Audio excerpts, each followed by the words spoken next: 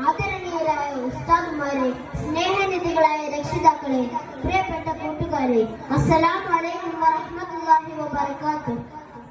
മൂന്നാം പീടിക ഹയാത്തുൽ ഇസ്ലാം മദ്രസ സംഘടിപ്പിച്ച ലൈറ്റ് ഓഫ് മദീന എന്ന പരിപാടിയിൽ ഒരു കൊച്ചു കഥയാണ് നിങ്ങൾക്ക് മുന്നിൽ ഞാൻ അവതരിപ്പിക്കാൻ.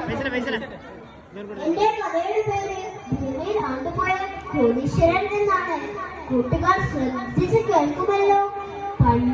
പണ്ട് മൂസാ നബി അലൈഹിസ്സലാം ജീവിച്ചിരുന്ന കാലത്ത് അദ്ദേഹത്തിന്റെ സന്തത സഹചാരിയായിരുന്നു ഖാറൂൻ. സത്യവിശ്വാസി സാത്വികനുമായിരുന്ന അദ്ദേഹം പരമ ദരിദ്രനായിരുന്നു. ഒരു നേരത്തെ ഭക്ഷണത്തിനു വേണ്ടി തന്റെ മക്കൾ വിശന്ന് കരയുന്നത് അയാൾക്ക് സഹിക്കാനായില്ല. അങ്ങനെയൊക്കെ ഒരു ദിവസം ഖാറൂൻ മൂസാ നബിയോട് ഇങ്ങനെ അഭ്യർത്ഥിച്ചു: നബിയെ, വിശന്നു കരയുന്ന മക്കളുടെ മുഖം കാണുമ്പോൾ ഹൃദയം വിങ്ങുന്നു. ഏകാഗ്രതയോടെ പ്രാർത്ഥിക്കാൻ പോലും കഴിയുന്നില്ല. അങ്ങന്റെ ദുരിതം തീർക്കുവാൻ അള്ളാഹുവിനോട് പ്രാർത്ഥിച്ചാലും. ഇത് കേട്ട് ചിരിച്ചുകൊണ്ട് മൂസാ നബി പറഞ്ഞു: പ്രിയ ശിഷ്യ, ഈ ലോകം നശ്വരവും നൈമിഷികവുമാണെന്ന് താങ്കൾക്കറിയില്ലേ? സുഖദുഃഖങ്ങൾ മാറി മാറി തന്നെ അള്ളാഹു നമ്മെ പരീക്ഷിക്കും. അത് നാം ക്ഷമയോടെ നേരിടണം. അത് എനിക്കും അറിയാം. പക്ഷേ ദൈവാരാധന നടത്താൻ മനസ്സിന് സമാധാനം വേണ്ടേ? അതുകൊണ്ടാണ് ഞാൻ അങ്ങയോട് യാചിച്ചത്. ഒരുപക്ഷെ അള്ളാഹു നിങ്ങളെ ദരിദ്രനാക്കിയത് നിങ്ങളുടെ നന്മക്ക് വേണ്ടിയാണെങ്കിലോ പണം മഹാവിപത്താണെന്ന കാര്യം മറക്കരുത്. അപ്പോൾ ഖാറൂൻ പറഞ്ഞു: ഞാൻ ഒരിക്കലും അള്ളാഹുവിനെ മറന്നുകൊണ്ട് ഒന്നും ചെയ്യില്ല. നന്മ മനസ്സിൽ നിന്ന് വെടിയുകയുമില്ല. അങ്ങന്റെ ദുരിതം തീർക്കുവാൻ അള്ളാഹുവിനോട് പ്രാർത്ഥിച്ചാലും. ഖാറൂന്റെ സമ്മർദ്ദത്തിന് വഴങ്ങി മൂസാ നബി അലൈഹിസ്സലാം അള്ളാഹുവിനോട് പ്രാർത്ഥിച്ചു. ക്രമേണ അയാൾ ധനാഢ്യനായി. സുഖ സൗകര്യങ്ങൾ വർദ്ധിച്ചു. എന്നിട്ടും പള്ളിയിൽ പോലും പോകാതെ രാപ്പകലില്ലാതെ പണം കുന്നുകൂട്ടിക്കൊണ്ടേയിരുന്നു. കോടീശ്വരനായ ഖാറൂന്റെ മാറ്റങ്ങളെല്ലാം നബി വീക്ഷിക്കുന്നുണ്ടായിരുന്നു. മൂസാ നബി അലൈഹിസ്സലാം ഖാറൂനെ വിളിക്കാൻ വേണ്ടി തന്റെ ദൂതനെ അയാളുടെ അടുക്കലേക്ക് അയച്ചു. അതിന് മറുപടി എന്നോണം അയാൾ പറഞ്ഞു: എനിക്കിപ്പോൾ മനസ്സില്ലെന്ന് പറയും. എന്നെ കാണേണ്ടവർ ഇങ്ങോട്ട് വരട്ടെ. ഇത് കേട്ട മറുപടി കേട്ട മൂസാ നബി അലൈഹിസ്സലാം ക്ഷുഭിതനായില്ല. മറുപടി അദ്ദേഹം പ്രതീക്ഷിച്ചത് തന്നെ.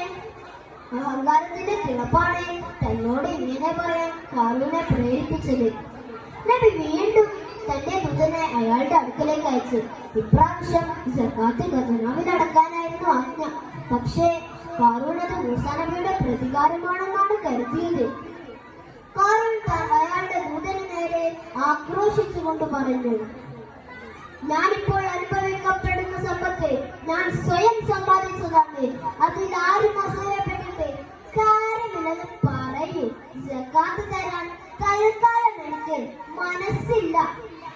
പിന്നീട് ഒരു ദിവസം മൂസാ നബി അലൈഹിസ്സലാം തന്റെ പ്രസംഗപീഠത്തിൽ നിന്ന് ജനങ്ങൾക്ക് സാരോപദേശം നൽകുകയായിരുന്നു. പ്രസംഗ മധ്യേ നബി പറഞ്ഞു: വ്യഭിചാരം പാപമാണ്. അതിലേർപ്പെടുന്നവരെ കല്ലെറിഞ്ഞു കൊല്ലണം. അപ്പോൾ ജനമധ്യത്തിൽ നിന്ന് ഒരു സ്ത്രീ എഴുന്നേറ്റ് നിന്ന് ചോദിച്ചു: അത് താങ്കളാണെങ്കിലോ നബിയെ?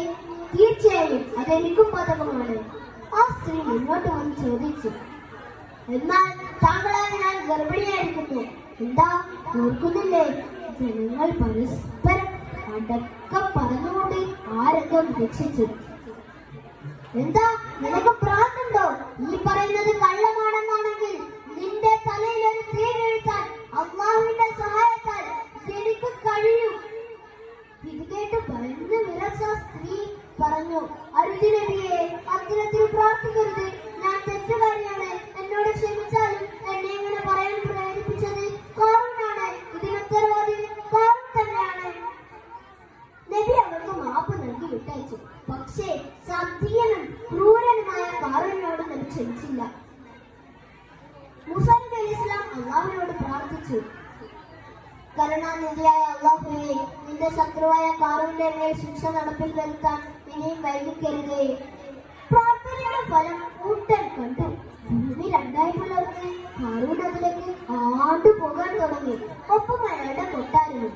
ഹാറൂൻ ഭയചരിതനായി നിലം വിളിച്ചുകൊണ്ട് മൂസ നബിയോട് അഭ്യർത്ഥിച്ചു, നബിയെ രക്ഷിക്കണേ, എന്നെ രക്ഷിക്കണേ. പക്ഷേ ഒരു ഫലവും ഉണ്ടായില്ല. അപ്പോഴേക്കും കാറൂനും കാറൂന്റെ കൊട്ടാരവും ഭൂമിയുടെ അഗാധതയിലേക്ക് ആണ്ടുപോയിരുന്നു. കൂട്ടുകാരെ, അഹങ്കാരം ആപത്താണ്. അള്ളാഹുവിന്റെ പരിശ്രമങ്ങളെ നാം ക്ഷമയോടെ നേരിടണം. ഇത്രയും പറഞ്ഞുകൊണ്ട് ഞാൻ ഇന്നത്തെ കൊച്ചുകഥ അവസാനിപ്പിച്ചോട്ടെ. അസ്സലാമു അലൈക്കും വറഹ്മത്തുള്ളാഹി വബറകാതുഹു.